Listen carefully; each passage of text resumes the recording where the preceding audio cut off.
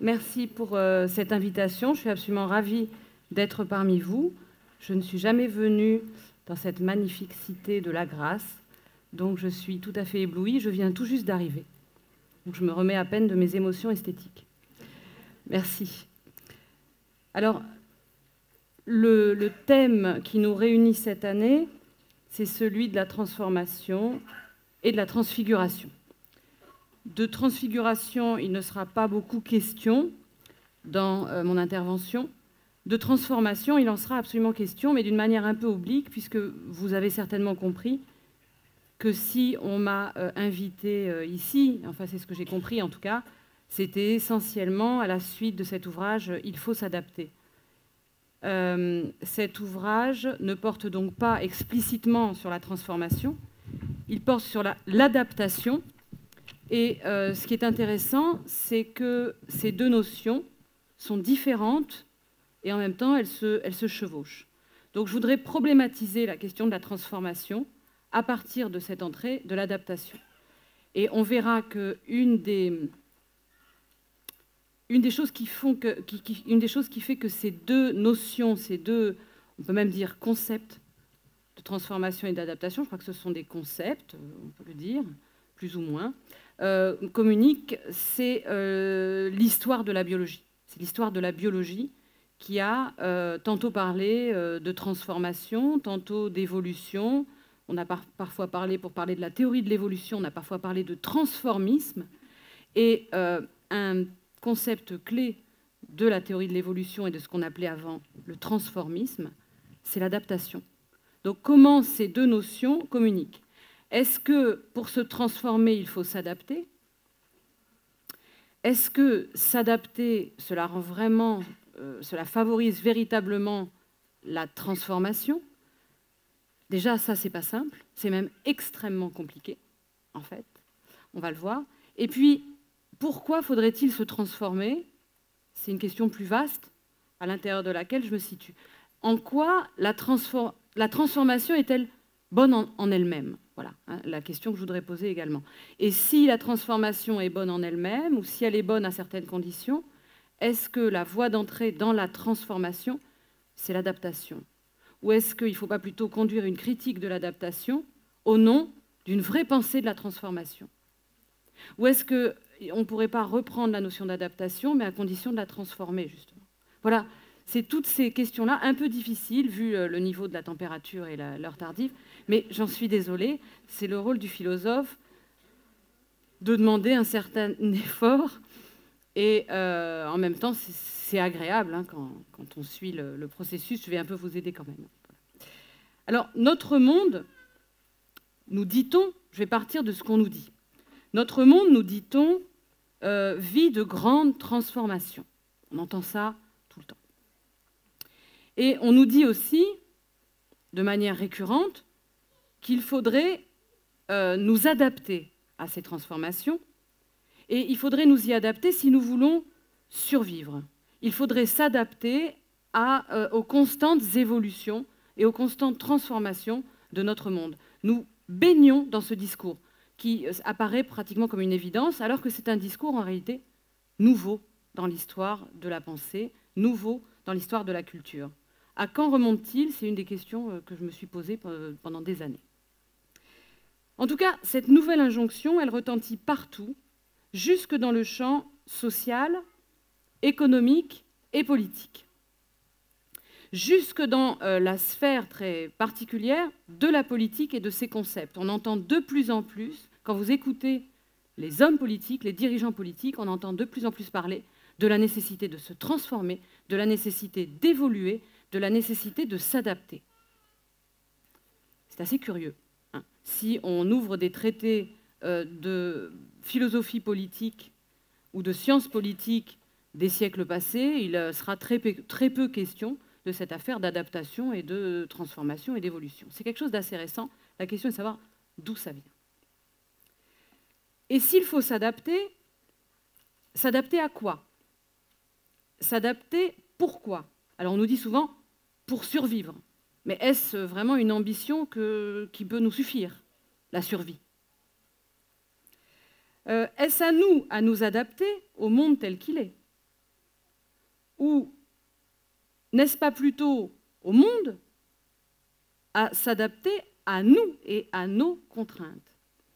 Est-ce que nous devons nous adapter au monde tel qu'il est? Est-ce que nous ne devons pas plutôt, ce qui est tout à fait différent, le transformer pour le rendre vivable pour nous et habitable? Dans l'injonction à l'adaptation, je pense que vous en serez d'accord, quand on vous dit qu'il faut bien que vous vous adaptiez, on entend plutôt quelque chose comme une soumission passive, sans délai, au monde tel qu'il est.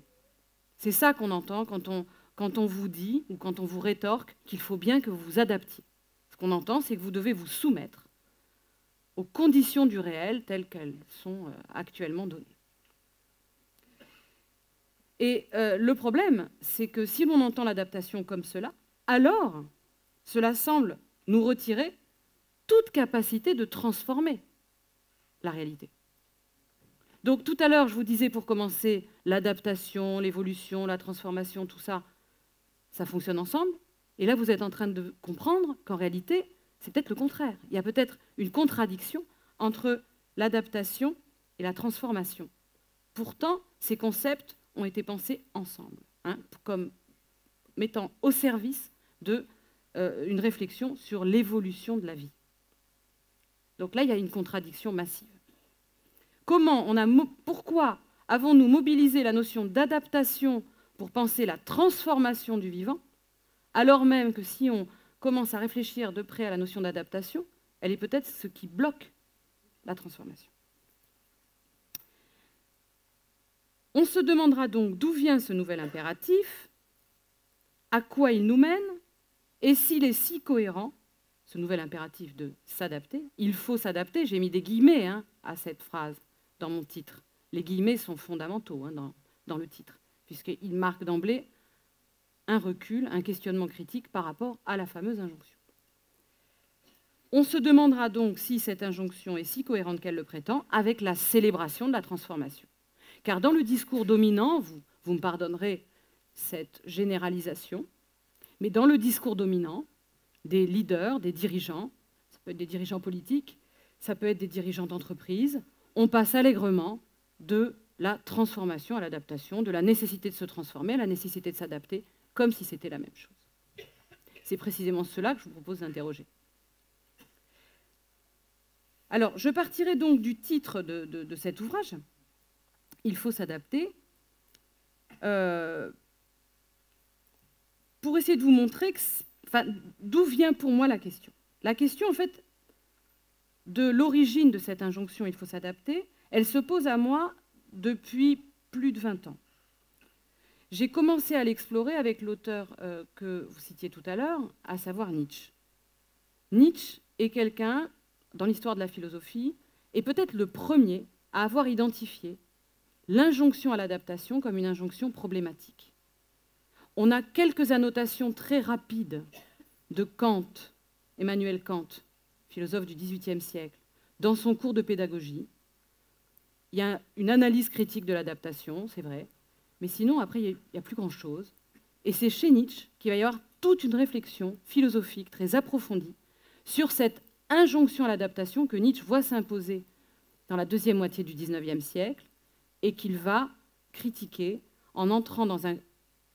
Vous l'aurez certainement deviné, en entrant dans une réflexion polémique de fond avec et contre Darwin. Et avec et contre ceux qui veulent importer le darwinisme dans le champ social et politique. Donc c'est ce qui m'a intéressé dans Nietzsche et la biologie, ces analyses de Nietzsche contre l'injonction à l'adaptation qu'il repérait depuis Darwin et depuis l'influence de Darwin sur le champ social et politique via un personnage clé, un grand intellectuel, l'un des plus grands philosophes de l'époque, aujourd'hui totalement oublié, mais qui a énormément compté à cette période, qui est un Britannique qui s'appelle Herbert Spencer. Sociologue, philosophe, savant universel, avec une très grande ambition systématique, et qui a repris des éléments des analyses de Darwin pour les transférer à l'ensemble de la société et au champ politique lui-même, lançant ce qu'on a appelé d'ailleurs à tort, parce que Spencer a transformé justement et a véritablement déformé la pensée de Darwin, mais c'est ce qu'on a appelé, ce que Spencer a esquissé et ensuite imposé dans le champ social et politique, c'est ce qu'on a appelé le darwinisme social. Le darwinisme social, c'est l'idée que il faut reprendre tels quels les mécanismes décrits par Darwin pour penser la bonne évolution de la société, de toutes les sociétés animales, mais aussi humaines. Et donc, il faut laisser faire les processus naturels de sélection des variations les plus favorables et d'élimination des petites variations les moins favorables. Ce qui s'est produit pour la vie, il faut le laisser faire parmi les hommes. Ainsi, ceux qui présentent des variations plus ou moins délétères seront tendanciellement éliminés, ce qui est très bien. Donc, ils seront éliminés comment? Par le jeu de la reproduction, le surgissement de maladies, l'affaiblissement qui vient du fait d'être mal adapté à son environnement. Et il ne faut surtout pas que l'État vienne leur porter secours. Et puis, ceux qui sont bien favorisés, bien adaptés à l'ordre social, seront, eux, retenus. Mais l'État n'a pas à intervenir. L'État doit intervenir seulement pour les missions régaliennes, hein, c'est-à-dire l'armée, la justice, etc., la préservation de la sécurité. Mais il ne faut certainement pas que l'État conduise une politique d'éducation ou conduise une politique de santé ou plus généralement une politique sociale. Parce que si l'État intervient artificiellement dans l'ordre des choses, il va perturber la bonne évolution des processus sociaux. Donc, il faut laisser faire les processus sociaux et que l'État s'en tienne à ses missions strictement régaliennes. C'est ainsi que donc, Spencer théorise le darwinisme social et Nietzsche va repérer dans cette pensée un véritable danger. Alors, pas forcément sur la question du rôle de l'État, etc., mais tout simplement sur l'idée que s'adapter au monde tel qu'il est serait une bonne chose. Ça va ? Ça devait arriver, ça. Alors, cette injonction à l'adaptation, Nietzsche la repère donc très tôt, je vous le disais, et il repère très tôt qu'une des grandes notions qui est en train de s'imposer philosophiquement, c'est la notion de flux. Il le dit comme ça. En allemand, il le dit Fluss. Alors, le Fluss, ça veut dire à la fois le flux et le fleuve.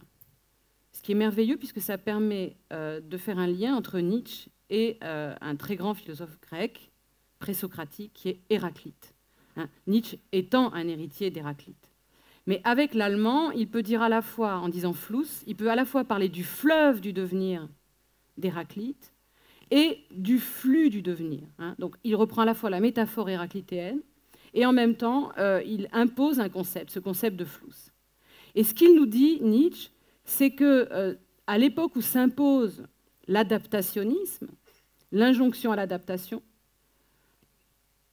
c'est aussi une époque où on est en train de se rendre compte que nous sommes plongés dans un flux perpétuel qui touche toute chose, y compris ce qu'on croyait éternel.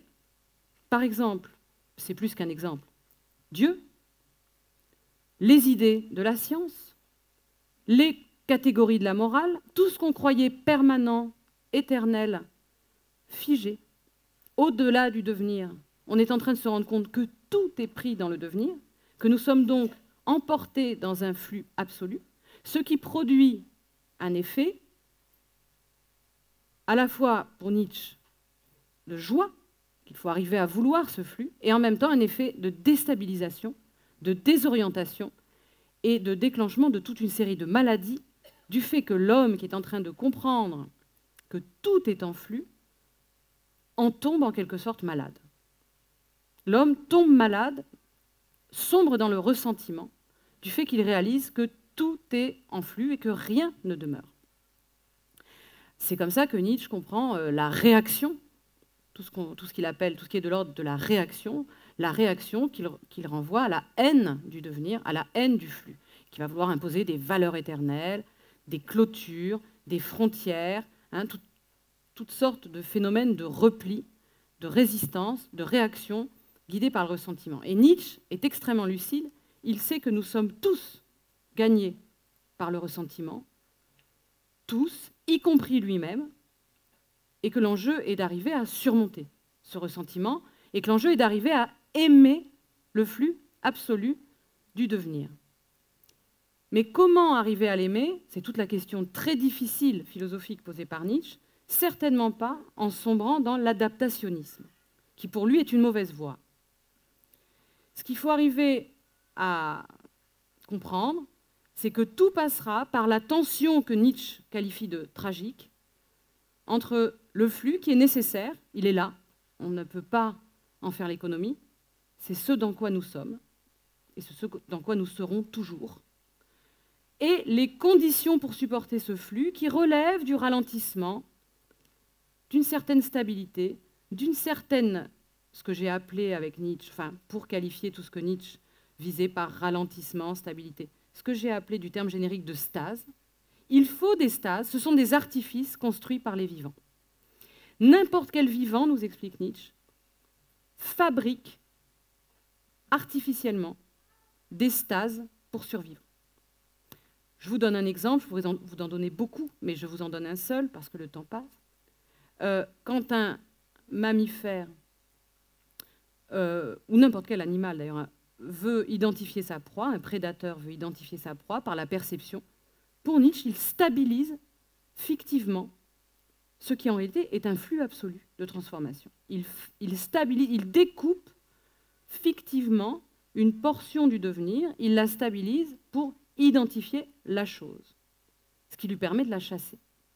En fait, pour Nietzsche, il n'y a pas de vie possible sans la projection de fiction d'identité. Et il va très loin dans cette idée. Il dit que pour que les cellules, par exemple, pour pouvoir digérer quelque chose dans l'alimentation, et vous savez que chez Aristote, vous savez peut-être que pour Aristote, le critère de la vie, c'est la nutrition. Pour pouvoir se nourrir de quelque chose, il faut le ramener à soi-même, l'identifier, faire comme s'il était soi. Donc Nietzsche va aller très loin dans cette idée qu'on a besoin de fiction d'identité pour survivre.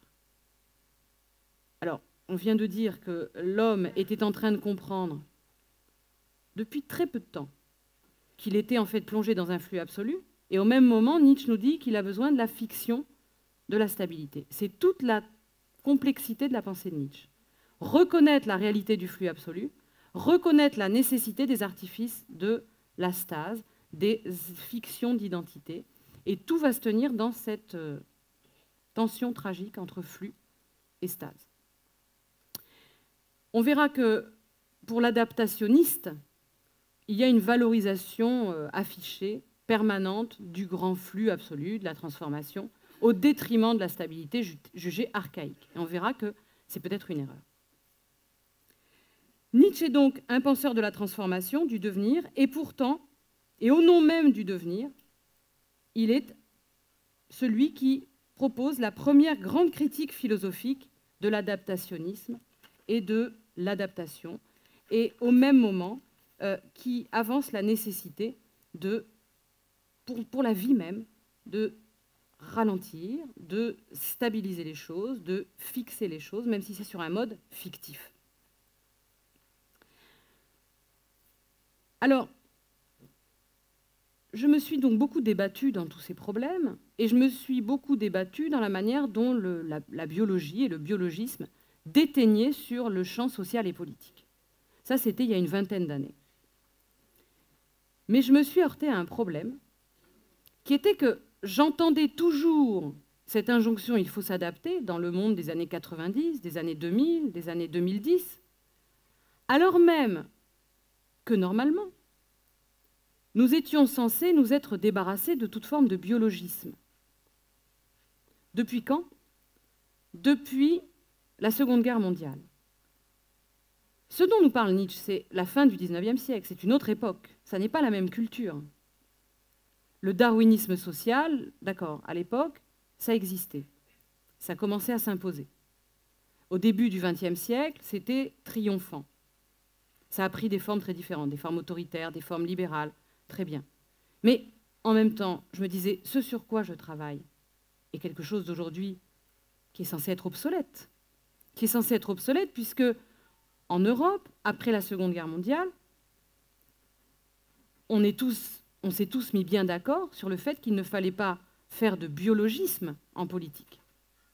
Ça, c'est quelque chose qui s'est imposé partout dans les esprits, et en particulier dans le champ académique et intellectuel. Donc comment peut-on expliquer qu'on continue à parler d'évolution, d'adaptation, de sélection, de mutation dans le champ politique, alors même que c'est quelque chose qu'on est censé ne pas faire? On est censé ne pas le faire, pourquoi? Parce qu'on a vécu un traumatisme historique, qui est cette Seconde Guerre mondiale, dans laquelle toutes sortes de choses ont sévi, et parmi ces choses, le biologisme nazi. À partir de là, les intellectuels européens, ce n'est pas du tout le cas aux États-Unis, mais les intellectuels en Europe ont décidé qu'il fallait absolument séparer le champ du social et du politique et le champ du biologique. Si vous vous situez avant la Seconde Guerre mondiale, tous les grands, ou presque, beaucoup en tout cas, des grands philosophes avant cette rupture de la Seconde Guerre mondiale, je vais vous citer quelques noms, Georges Canguilhem, Henri Bergson, Nietzsche tout à l'heure, n'ont aucun problème à passer du biologique au politique.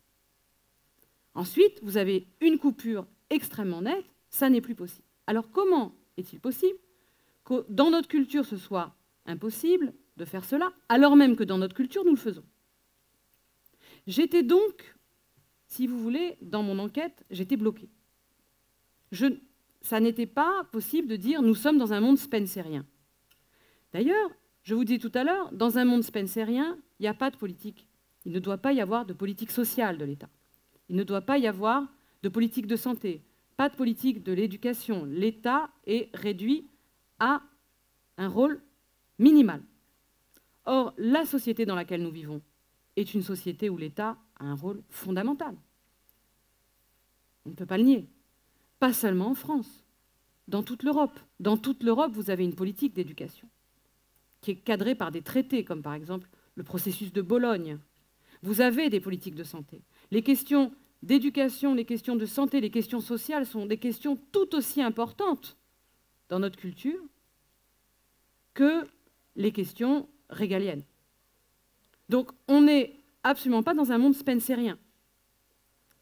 C'est faux de dire cela. Même s'il y a des tentations qui sont largement dominantes de dérégulation et de retrait de l'État, il y a quand même des politiques d'État extrêmement fortes. Et c'est l'État qui nous dit il faut s'adapter. C'est l'État qui nous dit, à nous par exemple universitaires, vous devez vous adapter, vous devez vous transformer. C'est l'État qui va dans le monde hospitalier et qui dit à l'hôpital doit se transformer, l'hôpital doit s'adapter. Donc ça n'est pas le cadre spencerien. Dans un monde spencerien, l'État, il se retire partout. Dans notre monde, d'un certain point de vue, il se retire, puisque les ressources financières sont de plus en plus comptées et on nous parle en permanence de rareté de la ressource, mais en même temps, il y a une inflation réglementaire, il y a une inflation normative, il y a un État extrêmement présent, et parfois même autoritaire. C'est un État réformateur, c'est un État qui impose sans cesse, et il ne cesse de le dire, des réformes. Donc, le cadre spencerien critiqué par Nietzsche ne rendait pas compte, à mes yeux, de cette injonction à l'adaptation, de cette nouvelle modalité de l'injonction « il faut s'adapter ». Et c'est pourquoi j'ai poursuivi ma généalogie en allant voir du côté de la pensée politique plus contemporaine, donc au XXe siècle. J'ai laissé de côté Nietzsche, j'y reviens maintenant, enfin, j'y reviendrai dans les mois qui viennent. Je l'ai laissé de côté provisoirement, même s'il est en fait à l'arrière-plan de mon livre. Mais je crois que je ne le cite même pas, ou une fois ou deux. J'ai complètement laissé de côté tout ceci. Évidemment, je n'ai pas laissé de côté Spencer, parce que c'est vraiment essentiel. Vous verrez pourquoi. Et je suis allée du côté de la philosophie politique. Et je me suis dit, on a peut-être affaire à un nouveau libéralisme. J'entendais toujours parler de néolibéralisme. Et je me disais, il doit bien y avoir un lien entre le néolibéralisme, ne sachant pas très bien d'ailleurs de quoi il s'agissait, et cette injonction, il faut s'adapter. Donc j'ai voulu savoir ce qu'était le néolibéralisme. Quand j'étais à l'université, quand je suis arrivée à l'université en 2006, j'ai eu mon poste à Bordeaux. À peine arrivée, je venais à peine de me remettre de la joie d'avoir un poste, que nous est tombée dessus une réforme dite néolibérale de l'université, dans laquelle il fallait s'adapter, se transformer, etc., etc. Alors ça a été pour moi une occasion extraordinaire. Bon, je me suis mobilisée, comme beaucoup de mes collègues, contre cette réforme, mais ça a été pour moi une occasion extraordinaire de réfléchir à une nouvelle généalogie du néolibéralisme. Et je suis tombée sur un cours de Michel Foucault, à la fin des années 70, donné au Collège de France, qui s'appelle « Naissance de la biopolitique », qui est un cours très précis dans lequel Michel Foucault fait l'histoire du néolibéralisme. Une mine d'informations. Pendant que je lisais ce cours, je lisais également un commentaire de ce cours, donné par Pierre Dardot et Christian Laval, dans un ouvrage que vous avez peut-être lu, qui s'appelle « La nouvelle raison du monde ».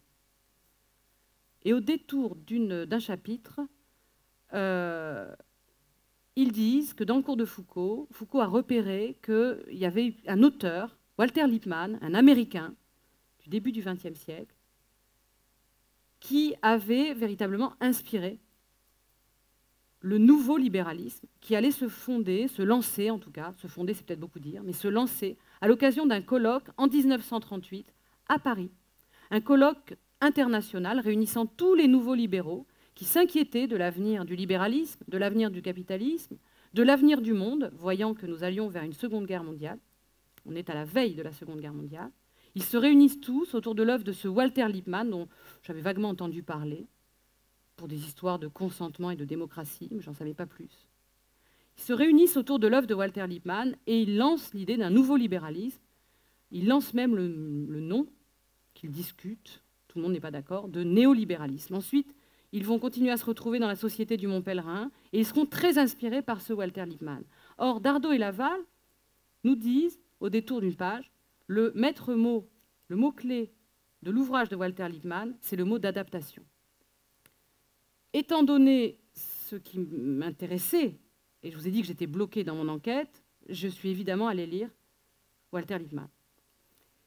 Et là, il y a eu une espèce d'effet saisissant. Quelque part, tout ce que je cherchais, je l'ai trouvé dans ce livre. C'est-à-dire que Lippmann refondait le libéralisme contre Spencer, contre le darwinisme social, mais en partant lui aussi, prétendait-il, de la révolution darwinienne. Il disait en gros, oui, il faut complètement repenser la politique, la morale, la société depuis le choc darwinien. Il y a un avant et un après.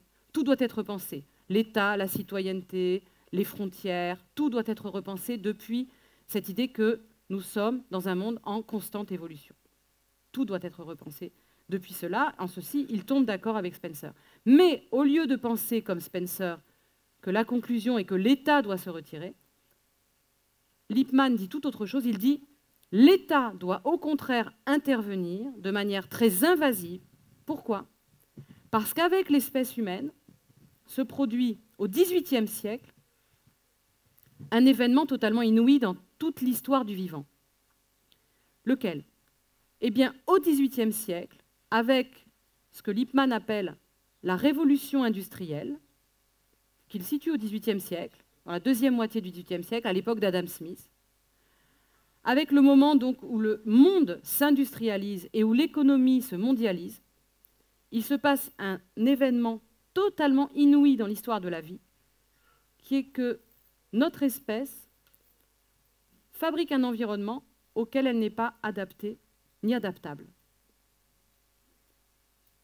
Et Lippmann donne des arguments très puissants. Un premier argument, c'est que notre espèce n'a pas la capacité intellectuelle de comprendre l'environnement qu'elle a créé. L'environnement qu'elle a créé est beaucoup trop complexe, beaucoup trop vaste, beaucoup trop ouvert pour qu'elle puisse s'y repérer. Parce que l'espèce humaine, dit-il, elle s'est constituée pour des petites communautés familiales, ensuite villageoises.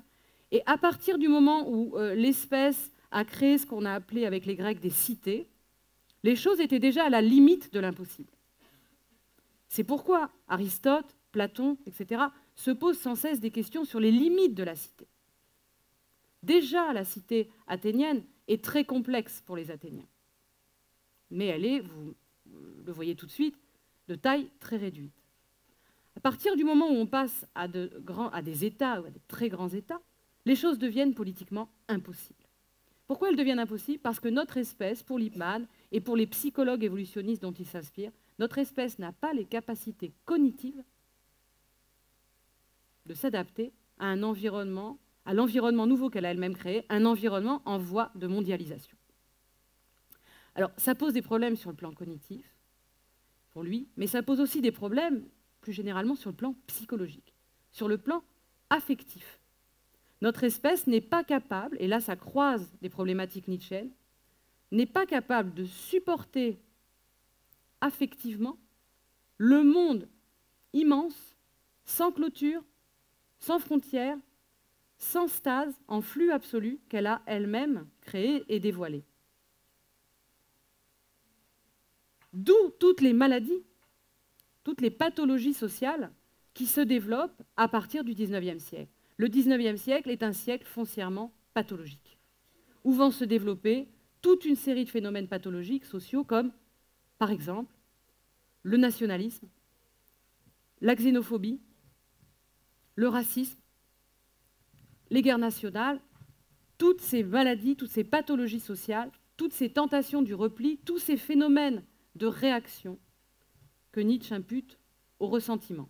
Il faut savoir, j'en ai pas du tout parlé dans l'ouvrage, il faut savoir que Walter Lippmann est extrêmement inspiré par Nietzsche. Il a beaucoup lu Nietzsche.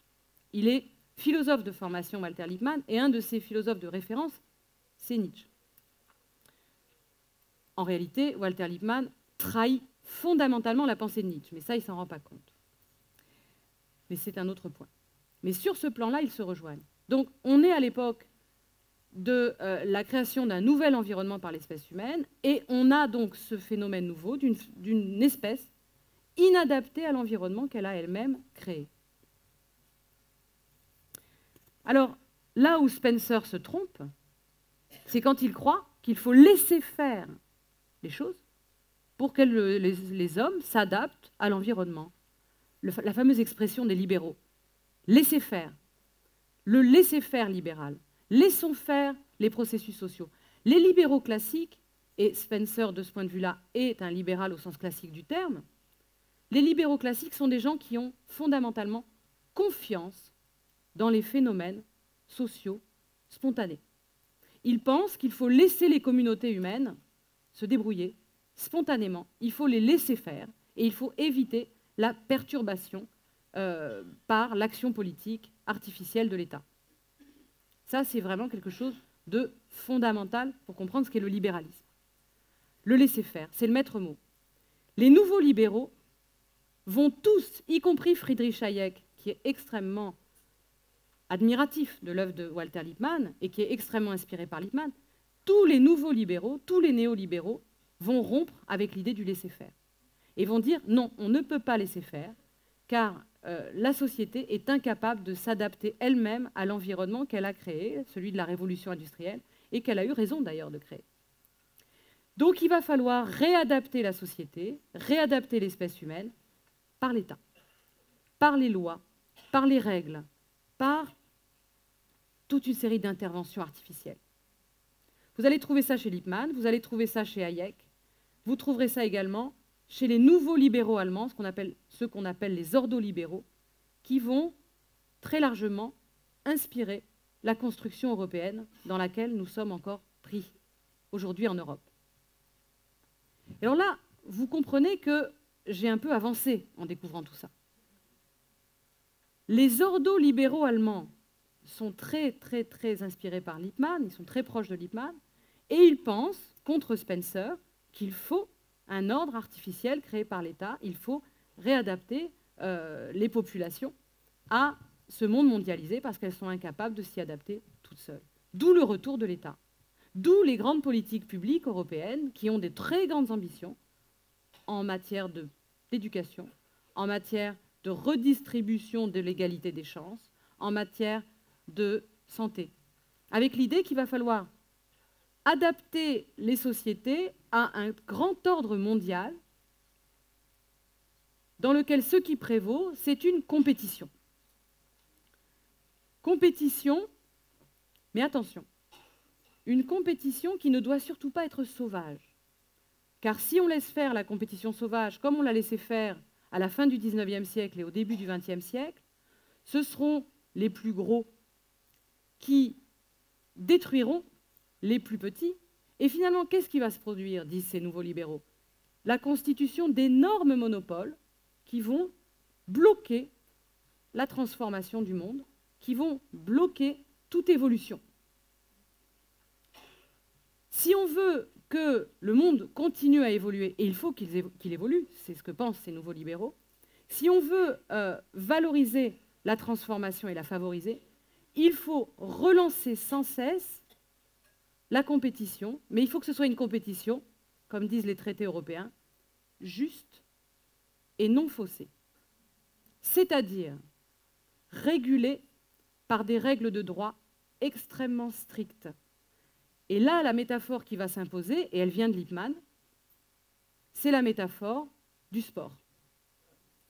Il n'y a pas, dans un sport de compétition bien mené, il n'y a pas de compétition possible sans des règles strictes, sans un arbitre pour les faire respecter. Le but n'est pas que ce soit toujours le même club qui gagne. Le but, c'est que le club qui gagne relance sans cesse son titre pour que de nouveau lui dérobe son titre. C'est ça qui est amusant. D'accord? Donc, il faut vraiment tout faire pour éviter que les dés soient pipés. Et c'est très sérieux. Le but est d'aller dénicher partout des nouveaux talents, y compris dans les populations défavorisées, pour relancer sans cesse la compétition et pour que toute la société joue le jeu de la compétition. Toute la société, pas seulement les plus habiles, les plus riches, les héritiers, les mieux dotés, qui ensuite porteront le fardeau d'une population vulnérable, immobile, statique. Non, il faut que toute la société entre dans le jeu de la mobilité, de la compétition et de l'adaptation, y compris les plus vulnérables, y compris, par exemple, les patients, les enfants, ceux qu'on éduque, les populations pauvres, les sans-emploi. Tout le monde doit entrer dans le processus de transformation, d'adaptation, d'évolution, de compétition. Et effectivement, les nouvelles politiques publiques que je voyais se déployer autour de moi, aussi bien dans le champ de l'éducation, dans le champ des politiques sociales, que dans le champ de la santé, je voyais bien qu'elles allaient dans ce sens, avec un rôle très fort de l'État. Donc, là, je touchais à quelque chose qui n'était pas le cadre dénoncé par Nietzsche. C'est autre chose. C'est un nouveau libéralisme qui est une critique du darwinisme social. J'espère que ça vous paraît bien clair. Une critique du darwinisme social et un certain artificialisme. L'idée qu'il faut non pas laisser faire, mais agir sur la société. Artifice de l'État contre le laisser-faire et du même coup, au même moment, l'idée qu'il faut valoriser sans cesse et toujours le flux, la transformation, le nouveau, l'innovation, et que toute forme de stase, toute forme de ralentissement, toute forme de stabilité est un archaïsme. Alors là, Lippmann se met à trahir Nietzsche. Là, Lippmann, quand il fait ça, quand il fait une hiérarchie, en quelque sorte manichéenne, entre le flux qui serait le bien et la stase qui serait le mal, l'archaïsme à dépasser, eh bien là, il trahit Nietzsche, puisque Nietzsche, comme je vous l'ai dit au début, c'est un penseur tragique. C'est-à-dire qu'il pense la nécessité de la double condition pour la vie, du flux et de la stase. Et c'est ce que Lippmann ne comprend pas. Et c'est ce que les néolibéraux, plus généralement, ne comprennent pas. En considérant toute forme de ralentissement, toute forme de stase, comme quelque chose qui serait obsolète, comme quelque chose qui serait un signe de déficience. et en considérant que toute forme de besoin de stase dans l'espèce humaine est une déficience, eh bien là, les néolibéraux manquent finalement ce que Nietzsche lui avait vu. Alors, c'est aussi pour cette raison que les néolibéraux vont considérer que l'inadaptation, la désadaptation, est une mauvaise chose en soi. Là aussi, ils font un contresens. Parce que peut-être que la désadaptation, c'est une chose nécessaire. Peut-être que le moment de l'inadaptation et de la désadaptation, c'est un moment très riche dans lequel se jouent des choses. Chez les néolibéraux, toute forme de décalage entre l'espèce et son environnement, toute forme d'inadaptation est une mauvaise chose, qu'il faut dépasser par une espèce intégralement et constamment adaptable, dans un flux absolu, perpétuel.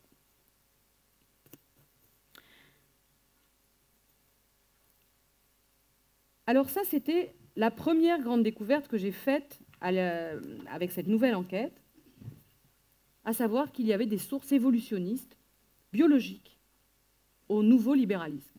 Et ça, en fait, on ne le savait pas, parce qu'en réalité, Michel Foucault avait dit dans son cours au Collège de France que le nouveau libéralisme avait rompu avec toute forme de référence à la vie et à la nature.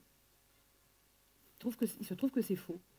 En allant lire Lippmann, je me suis rendu compte que Foucault avait durci les choses du côté d'un pur artificialisme, mais qu'il n'avait pas vu l'arrière-plan évolutionniste du nouveau libéralisme. Et c'est pour ça aussi qu'il ne pouvait pas rendre compte de cette nouvelle injonction à l'adaptation, à l'évolution, à la sélection. Dans l'analyse de Foucault, vous n'avez absolument pas les moyens de le comprendre.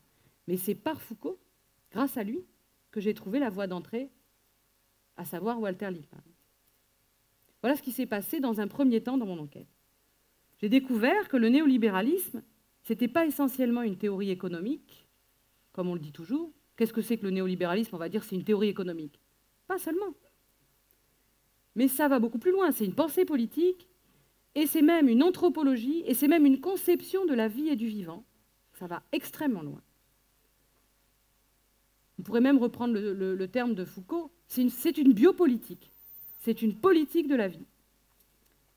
Et je pense que c'est ce qui explique son pouvoir d'attraction, son pouvoir de séduction sur nous tous. Parce qu'en fait, ça c'est ma conviction, vous n'en serez peut-être pas d'accord, mais nous sommes tous imprégnés de néolibéralisme. Nous sommes tous plus ou moins sous l'emprise de cette pensée, qui a un très grand pouvoir d'attraction, de séduction, qui vient remplir un vide. En fait, le néolibéralisme nous raconte quelque chose sur l'avenir de la vie. Il nous indique une direction. Il a en fait un très grand récit qui a un souffle fort sur où va la vie. Et je crois que c'est pour ça qu'il est si puissant et qu'il est si difficile de lui résister, même si aujourd'hui, les populations commencent, depuis très peu de temps, à lui résister. Depuis, on va dire, une dizaine d'années, un peu partout dans le monde, les populations où la pensée néolibérale était complètement hégémonique commencent à résister. Mais pendant très longtemps, elles ont cédé, et on a tous, plus ou moins consciemment, cédé à cette pensée de l'adaptation, de l'évolution, de la sélection, de la mutation, etc. Il est très difficile, quand on est par exemple agent d'État, de ne pas le faire. Je vous donne un exemple. Quand je m'occupe d'inscrire des étudiants en thèse, j'ai totalement intériorisé le contexte de la compétition, de l'adaptabilité, de la mutation, de la sélection. Et si je ne l'avais pas fait, je serais quelqu'un de peut-être irresponsable. Si j'inscrivais les gens en thèse comme ça, sans leur dire « attention, vous entrez dans une compétition très difficile, il va falloir être extrêmement adaptable à ce contexte, etc. », je serais peut-être quelqu'un d'assez peu responsable, puisque je ferais comme ça, nous serions tous totalement inadaptés, les étudiants en thèse, la directrice de thèse, et nous irions tous dans le mur. C'est comme ça que les agents d'État qui critiquent la compétition, etc., participent à ce processus. Et vous avez exactement la même chose avec les agents hospitaliers, qui passent leur temps à trier les malades, à en fait optimiser, à évoluer, transformer, obliger les malades à s'adapter. Les malades chroniques sont sommés de s'adapter aux mutations du système sanitaire. Tout cela, alors même qu'on est très malheureux de le faire, parfois, pas toujours, on le fait. Donc c'est quelque chose qui nous a tous imprégnés. Et pourquoi ça nous a imprégnés? C'est très dur à expliquer, il y a plein de raisons pour lesquelles ça nous a imprégnés. Mais une des raisons, c'est que ça donne une direction dans un monde qui ne sait pas où il va. Alors, pourquoi je dis que c'est un monde qui ne sait pas où il va? Là, je reviens à Nietzsche, qui nous dit l'époque du flux absolu, l'époque où apparaît le flux absolu. Pour Nietzsche, tout est en flux depuis toujours, mais on commence à le comprendre au XIXe siècle, à la fin du XVIIIe siècle, au XIXe siècle, même période que Lippmann. Hein. C'est le moment de la grande révolution industrielle. On commence à comprendre que tout se transforme, rien ne demeure. Et au même moment, Nietzsche pose le diagnostic, c'est le moment de la mort de Dieu. Des gens continuent à croire en Dieu, libre à eux, mais Dieu est mort. Dieu est mort, Dieu meurt à partir de là. En fait, sa mort se préparait avant pour Nietzsche, avec l'histoire de la métaphysique et tout ça, je n'ai pas le temps de vous l'expliquer, mais là où vraiment la mort de Dieu est spectaculaire, c'est au XIXe siècle, ce qui va déclencher des choses terribles. Puisque Dieu ne structure plus de manière stable les sociétés. Donc on est dans un vide, on ne sait pas du tout où on va, il y a une désorientation générale, et des pensées politiques vont essayer de prendre le relais. Des pensées politiques vont essayer de prendre le relais de la mort de Dieu en essayant, alors Nietzsche dira c'est exactement la même structure temporelle, d'indiquer une fin de l'histoire. Alors le salut et la résurrection des corps est mise en doute, mais on va imposer de nouvelles manières de penser le salut qui passeront par la politique et par la révolution. À peine ces pensées politiques se mettront-elles en place, dit Nietzsche, aussitôt elles sont contestées. Cette eschatologie révolutionnaire, dès qu'elle se met en place au XIXe siècle, elle est aussitôt contestée, elle entre aussitôt en crise. C'est toute la crise du socialisme qui se met en place dès que le socialisme existe pour Nietzsche. C'est pour ça que Nietzsche est extrêmement dur avec le socialisme et avec l'eschatologie, d'après lui chrétienne, qu'il essaie de faire perdurer, en nous disant qu'au bout de la Révolution, il y a un salut pour tous, qui orienterait, qui donnerait un sens à l'histoire. Alors, donc au XIXe siècle, on ne trouve pas de sortie, et le néolibéralisme, je pense, a lui aussi un discours eschatologique, lui aussi un discours sur le salut. Il nous dit, il faut aller dans cette direction. Tel est le cap. L'évolution, l'adaptation, c'est là qu'il faut aller, il ne faut pas aller ailleurs, c'est la seule possibilité. Et c'est pour ça que le néolibéralisme a d'emblée un discours révolutionnaire, de révolution sociale. C'est certainement pour ça, parce qu'il donne un sens à l'histoire, il prétend donner un sens à l'histoire, ce qui est évidemment parfaitement fallacieux, totalement mensonger, mais c'est précisément parce qu'il prétend donner un sens à l'histoire que le néolibéralisme a un tel pouvoir d'attraction. Comme ça, on sait où il faut aller, il y a un cap à suivre. Les réformes vont toujours dans le même sens, il y a un sens. Et c'est très difficile de renoncer à l'idée qu'il faudrait avoir un sens à l'histoire. C'est extrêmement difficile à endurer, Nietzsche l'explique très bien, et c'est pour ça qu'on cède au ressentiment. Or, si on aime vraiment l'évolution, et si on prend vraiment au sérieux Darwin, et ce qu'il nous a appris, ce que Lippmann n'a pas fait, il faudrait accepter l'idée qu'il n'y a pas de sens de l'histoire, que la vie va dans toutes les directions. Regardez l'évolution des espèces. Il n'y a pas de sens de l'évolution. La vie va dans toute une série de directions complètement différentes et parfaitement imprévisibles. Eh bien, il en est de même de l'histoire. Il n'y a pas de sens. Et cela, il faut l'endurer. Au nom même de l'amour du devenir, de l'amour du flux, de l'amour de l'évolution, de l'amour de la transformation, il faut accepter cela.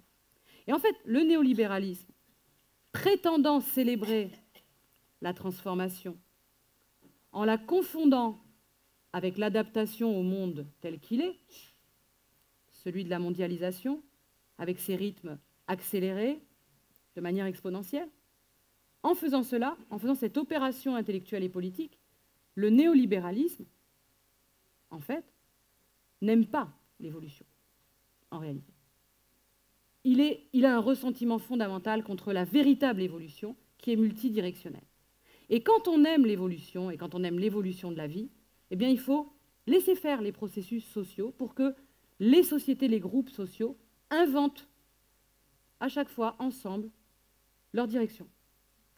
Et c'est ce que un philosophe américain contemporain de Lippmann, qui a lu Lippmann de très près, va lui opposer. Ce philosophe, c'est un pragmatiste, donc c'est la même école de pensée.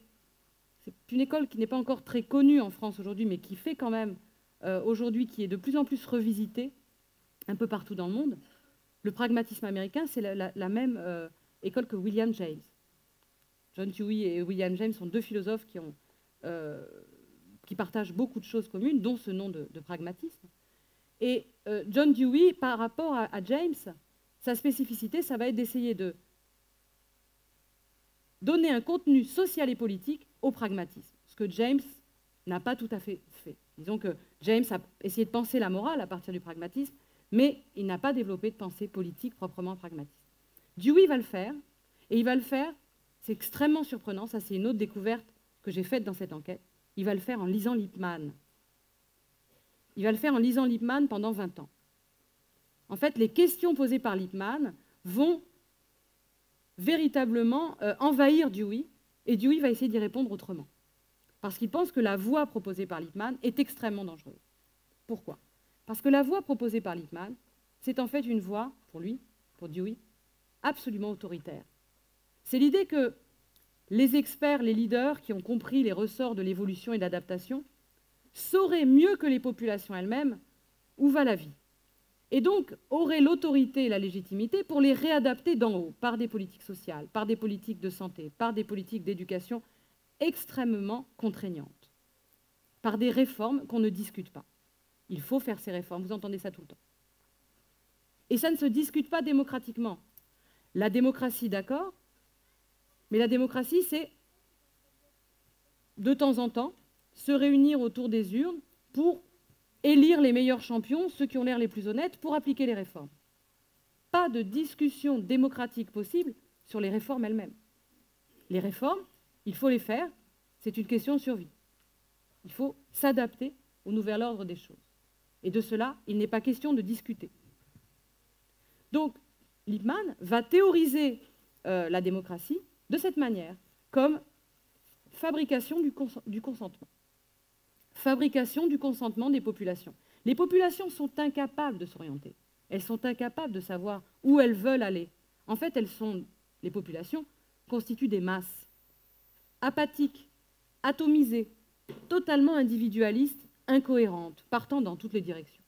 Donc il faut, sur chaque question, des spécialistes, des experts qui connaissent les évolutions nécessaires, qui réadaptent les populations. Et la démocratie doit être un outil pour fabriquer le consentement des populations et recueillir leur accord, mais certainement pas pour discuter des directions de l'évolution.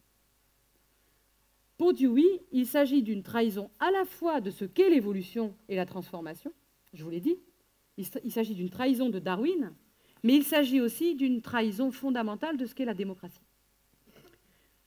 Pour Dewey, la démocratie, c'est précisément ce qui va s'imposer assez rapidement chez les hommes, y compris dans des petites tribus qui ont des fonctionnements démocratiques, même si on n'appelle pas ça comme ça.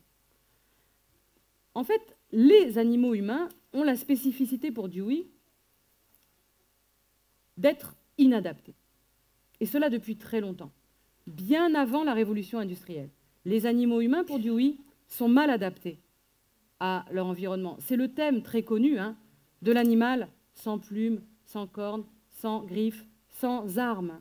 C'est le motif du mythe d'Épiméthée et Prométhée, que Dewey ne réactive pas, mais c'est exactement ce que ça veut dire. L'homme est un animal très mal adapté. Et précisément parce qu'il est très mal adapté, il a perfectionné un organe que les autres animaux ont, qui est l'intelligence. Les autres animaux ont aussi l'intelligence. Mais il a transformé cet organe de sorte que l'intelligence soit collective. C'est-à-dire que face à toute situation problématique, toute situation négative de trouble, et l'homme a tout le temps des situations négatives de trouble, d'inadaptation. Il faut savoir que Dewey est un héritier du philosophe allemand Hegel, qui est un grand penseur du négatif. Chez Hegel, il n'y a pas d'histoire, il n'y a pas d'évolution sans négatif. Ça, Dewey l'a repris à Hegel. Et il pense que nous sommes des animaux concernés au premier chef par le négatif, par le trouble, par les problèmes, par les maladies, par ce qui ne va pas. Nous sommes essentiellement des animaux inadaptés. Ce que dit Nietzsche aussi. Nous sommes essentiellement inadaptés. Et c'est cette inadaptation qui est le moment intéressant de la transformation. C'est précisément quand il y a inadaptation que les animaux humains activent ensemble leur intelligence collective. C'est ce qu'ils font avec la technique, par exemple, mais c'est ce qu'ils vont faire aussi avec la politique. Et ils vont mettre au point ce que Dewey appelle l'expérimentation. Ce sont les seuls animaux qui font cela. Ils font des expérimentations collectives par le biais de l'intelligence. Et cette expérimentation collective, elle va petit à petit prendre la forme de ce qu'on appelle la démocratie. C'est-à-dire une délibération collective sur les buts et les fins, qui sont toujours des buts et des fins provisoires. Il n'y a rien d'éternel ni de permanent. On est dans un monde darwinien, où tout se transforme. Mais précisément, si les animaux humains sont politiques et s'ils ont inventé la démocratie, c'est précisément pour discuter ensemble des directions de l'évolution. Et c'est précisément pour cela que les sociétés humaines vont aller dans toutes sortes de directions, totalement distinctes, selon les moments, selon les lieux. Donc, vous avez d'un côté une conception de la transformation et de l'adaptation chez les néolibéraux qui est unilinéaire, qui va dans un seul sens, c'est-à-dire celui du monde de la mondialisation et qui est extrêmement autoritaire et qui dévoie la démocratie pour la mettre au service de cette sorte d'eschatologie révolutionnaire de l'adaptation à la mondialisation. Et vous avez de l'autre côté une pensée alternative que j'ai découverte dans Dewey, dans ce philosophe américain contemporain de Lippmann, qui dit, tout au contraire, mais sur des bases très proches, qu'il n'y a pas d'évolution qui aille dans un seul sens, que l'évolution, si on lit Darwin, elle va dans tous les sens, et que chez l'animal humain, ça se passe par la délibération collective sur les buts et les fins qu'il faut sans cesse rediscuter et précisément transformer. Alors vous allez me dire, c'est coûteux, c'est épuisant, c'est difficile, mais pour Dewey, il n'y a pas d'autre voie possible que cette voie de la capacité à endurer l'inadaptation et à rediscuter ensemble de la manière dont on pourrait, non pas se réadapter à la réalité, mais produire une adaptation entre nous, l'espèce ou le groupe, et l'environnement. Et là, la notion d'adaptation, Dewey va la reprendre à son compte. C'est sa grande différence, c'est l'une de ses grandes différences avec Nietzsche. Nietzsche rejette la notion d'adaptation. Dewey la reprend à son compte, mais il la transforme complètement. Et il dit, l'adaptation, ce n'est pas une espèce qui se soumettrait de manière passive aux conditions du monde tel qu'il est. L'adaptation, c'est un rapport de tension permanent entre l'espèce, les exigences de cette espèce, et, mais ça déjà dans la vie animale, dans la vie végétale, entre les exigences de l'espèce et les exigences de l'environnement. En fait, il y a une tension permanente, d'où le négatif qui va véritablement prendre une forme fondamentale chez l'homme. Il y a une tension permanente entre l'espèce et son environnement qui sont sans cesse en train de négocier une sorte de transaction. Et donc, l'adaptation, ça n'est pas l'adaptation passive de l'espèce au monde tel qu'il est, c'est la capacité du vivant à transformer le monde et à le rendre plus vivable, plus habitable et finalement à le rendre non pas à notre image, mais précisément à le transformer. Or aujourd'hui, ce qu'on entend, c'est qu'il faut s'adapter au monde tel qu'il est, c'est-à-dire à un monde industriel mondialisé et dégradé. Alors, je crois que ces réflexions sur la nécessité de s'adapter, sur ce que veut dire s'adapter, ce que veut dire se transformer, ce que veut dire l'évolution, où va la vie, deviennent absolument cruciales à l'heure où tout le champ politique est bouleversé par ce qu'on appelle la crise écologique.